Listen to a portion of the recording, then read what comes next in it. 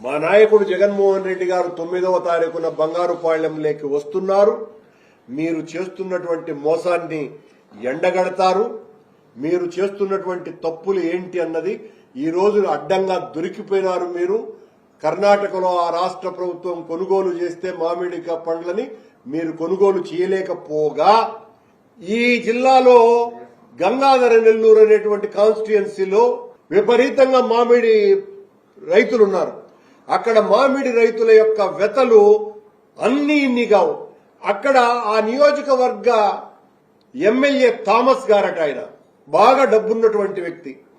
ఆయన పుట్టినరోజు 2 రోజుల క్రితము ఆయన చేసుకున్నటువంటి తీరు చూడండి. పుట్టినరోజుకే కోట్లు ఖర్చు పెట్టున్నాడు ఆయన.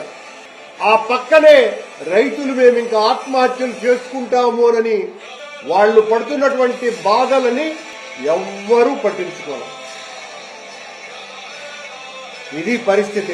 రాష్ట్రంలో చంద్రబాబు నాయుడు గారు ఒక పక్క ఆ రకంగా, ఆయన అనుచరులు ఈ రకంగా ఎవ్వరు కూడా ప్రజా సమస్యల గురించి పట్టించుకోవటం లేదు.